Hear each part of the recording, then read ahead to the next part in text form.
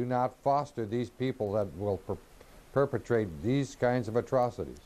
Congressman Gephardt, CNN and USA Today and Gallup have just come out with a new poll taken over the past few days. And a question that we asked the American public was this: would you support U.S. military action if it lasts for several months or several years? Several months, 86% said yes. The numbers are up on the screen. Several years, 66% said yes. Overwhelming support for U.S. military action. Wolf, this is a modern-day equivalent of Pearl Harbor. The American people did what it took in World War II. It took 5 years and the loss of thousands of American troops. The American people sacrificed. The American people saved money, bought U.S. bonds, did without a lot of things that they were used to. Everybody did their part. It was a national unity effort, and I think you're going to see that very same thing with this. Congressman Armey, another question we asked in our CNN USA Today Gallup poll was this: would you support U.S. military action if it required ground troops? 80% said yes.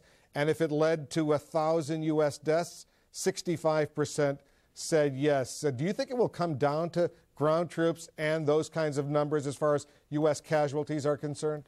It's hard to tell. My guess is ground troops, as it were, strategic ground forces, can be deployed in this matter. I think they will need to be in some instances.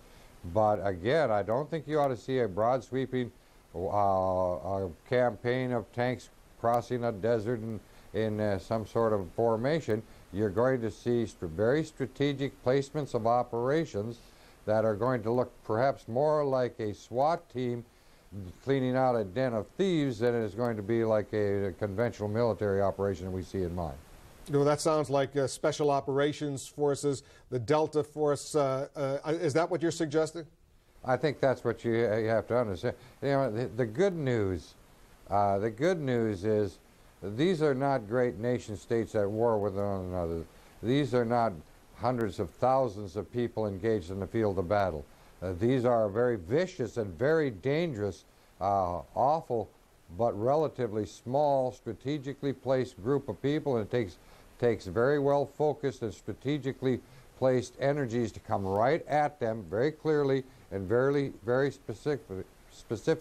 It's like cutting a cancer out of an otherwise fairly healthy body.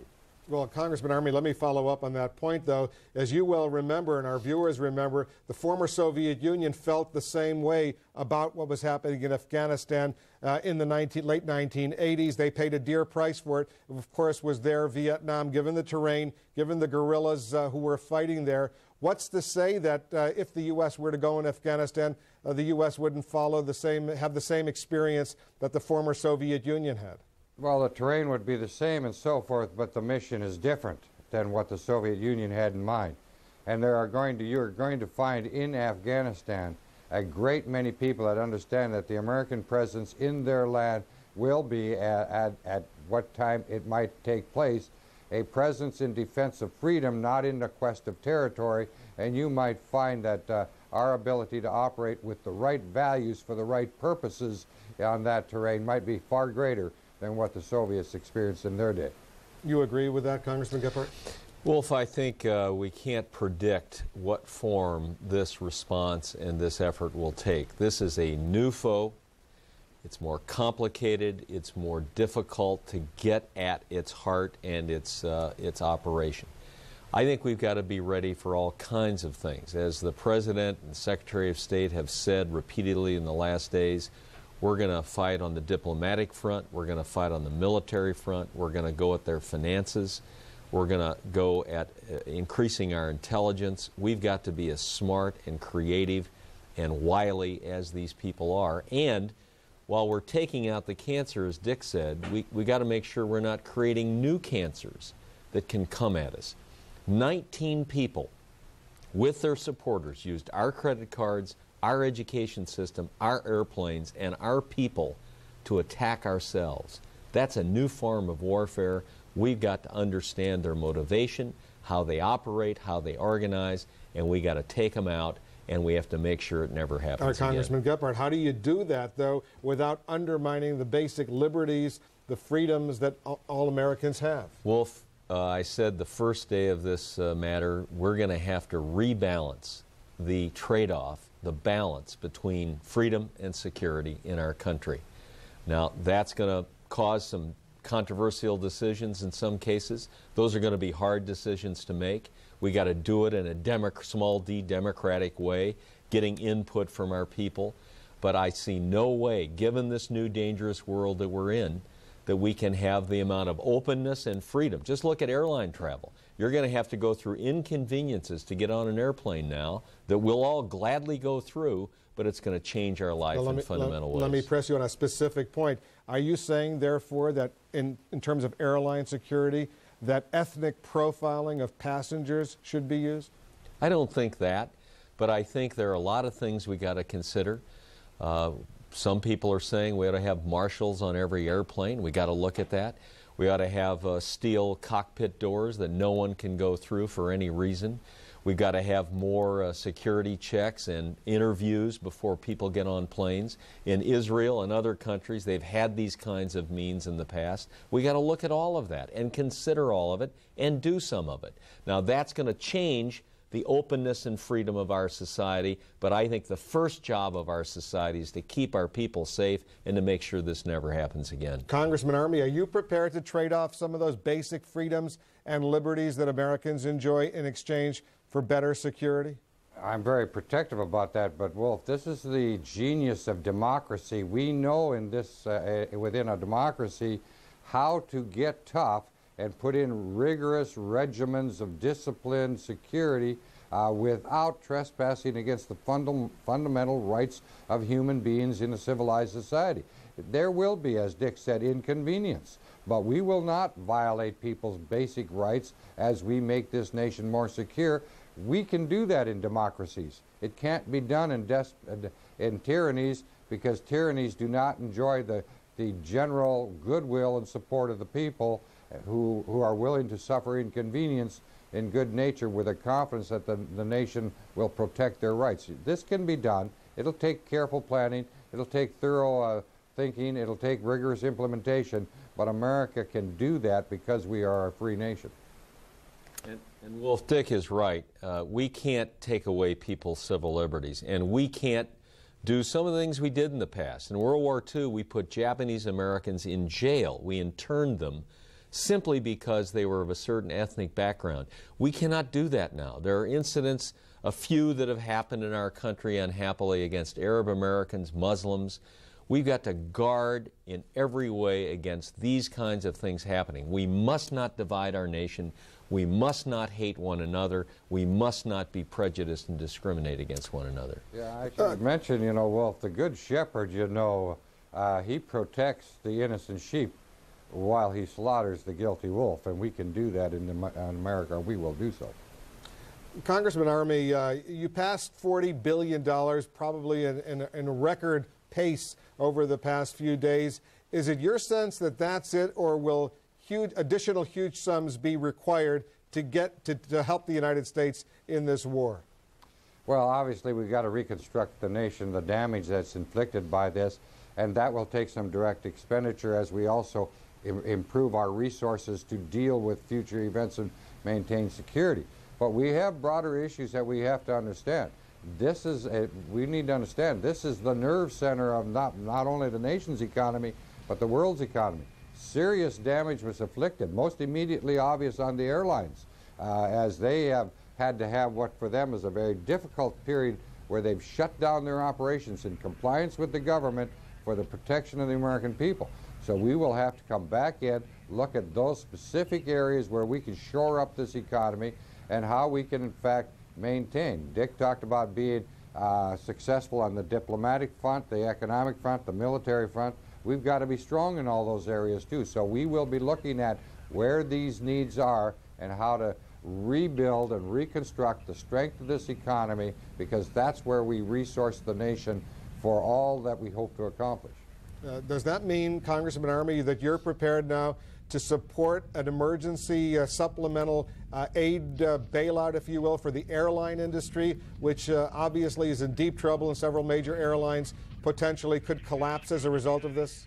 Well, I certainly would not use the word bail. I am willing to look at what this nation can do in gratitude and appreciation for the airlines, for the sacrifice they made to protect this nation's security in response to the federal government.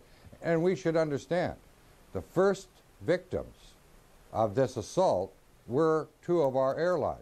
They were the first to lose people, they were the first to lose assets and resources. And we've got to appreciate that even in their own period of difficulty, knowing the cost to themselves. When this government said, for the safety and security of the American people, suspend your operations, we need to be aware that they stepped right up and they did it.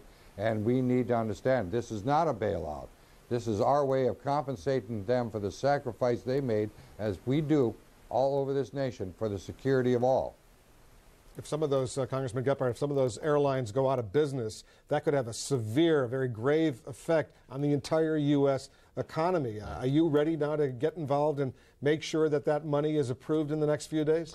Yes. And how much money are we talking about? Well, I'd hoped we could do it the other night. It wasn't possible. It was late at night, and we didn't have all the facts in front of us. And there were people that didn't want to go forward, and we can't do that in our Congress. But we're going to try to do that, I think, even this next week. The Speaker and I talked yesterday, and we're going to try to put together with Dick Armey and others a bipartisan group this week, early this week, to talk it through and to find out the facts. We cannot allow such an important part of our economic infrastructure fall down simply because of an act of war. So we're going to do what's necessary, what's right. We're going to do it with common sense and with the right facts in front of us. Congressman Armey, is this going to be a bipartisan leadership sort of bill? Yes, it is. And I have to tell you, Wolf, if those bad boys thought they were going to divide this nation or destroy its spirit, they were sadly wrong. And the best mirror of how wrong they are is the way we've worked together in the Congress of the United States. Politics is put aside from both sides of the aisle. It is not a consideration. We have become, I think even Dick, you would agree with me, we have become friends in our understanding of our need to be together, lock up arms in arms, and face this foe. And I think, as always, we represent this nation. And we are now showing this nation's unity in the halls of Congress, and you'll see it on these measures. I totally agree with Dick. This has been an extraordinary response by the American people, and the Congress is right there with the people. We are shoulder to shoulder. We're working together in a bipartisan way. I've said this is a new world. I've told my caucus this is a new world. We have to throw out our old thinking. We have to be open to new ideas and new ways of doing things. We've got to rise to the occasion, and I think we're doing that. And I commend the Speaker and Dick Armey and their entire leadership and all of their members. They have been there with us every day, every minute of every day, working together, getting this done. All right, Congressman, we have a caller, I believe from Florida, who wants to ask a question. Please go ahead with your question. Yes? Go ahead. I just don't understand why we haven't had an immediate response of some sort. Admittedly, it's a long-term problem, but the anger and grief that we feel is going to turn to despair, and the economy will be ruined if you people... What about that, Congressman Armey? Well, one of the things you always have to understand, the American people know what's going on in their world. They know the complexities and the difficulties of this, and they understand that, you know, this is a whole different, as Dick said, a different kind of warfare, one that requires our commitment, but one that requires perhaps in other respects, like other wars in the past have not, the ability to be patient, thorough, and willing to make a peer investigation and then strike and strike hard. One thing that I want to remind us, this is a nation that does not spend its heroes on things like revenge. We are not trying to defeat another nation.